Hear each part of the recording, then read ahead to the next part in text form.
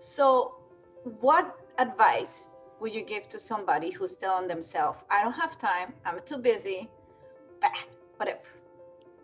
Yeah, I think the first one that I would offer is to make that shift with your mindset. So instead of focusing on the exercise for fitness or even exercise for health piece of it, try focusing on exercise for mood or exercise for your mental health, because that's where you're going to see that instant gratification. You're going to be able to notice a difference between when you first start your workout versus your mood state after you've completed and accomplished the workout.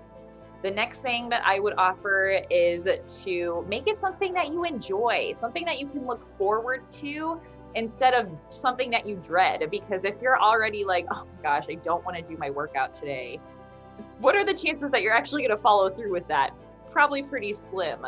So just like you said, being able to find something that you can look forward to, something that your body craves. For me, that's, freestyle dancing versus, when I'm teaching my virtual fitness classes, obviously I enjoy those too. But for my own self-care, the ways that I choose to move, oh my gosh, I have my playlist set. I may be practicing choreography for a future class that I'll teach, but it's something where as soon as I press play on that music, like you said, our bodies already start to move to it.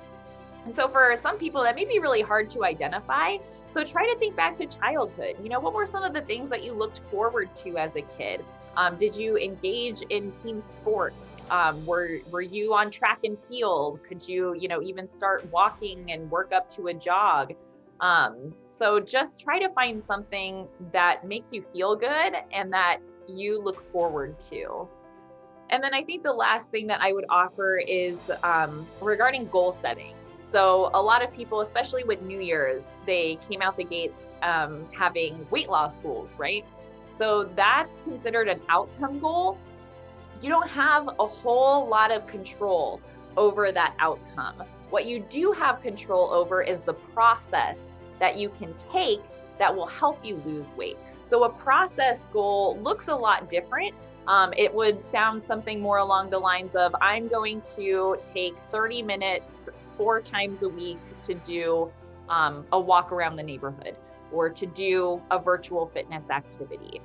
So for that one, you have control over that. You can check the boxes and say like, yep, I decided that I was going to move for 30 minutes a day for these 4 days a week. Whereas an outcome goal, like say I want to lose, 30 pounds by the end of the year. Well, there's a lot of different factors that go into that. First of all is your current state of health.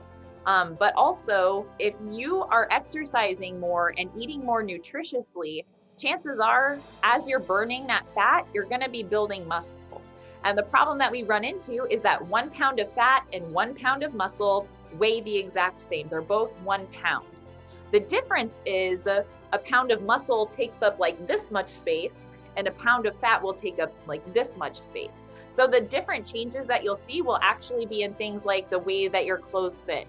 If you're taking, measurements around your waist and your hips, you'll notice a difference in your ability to, bust out an increased number of push-ups or lift a heavier number or heavier pounds of dumbbells. So those are the types of changes that I would encourage people to focus on, is the changes in your cardiovascular endurance, the changes in your muscular strength, the ways that your clothes are fitting, because those things are going to tell you a lot more than that number on the scale. I love this. I love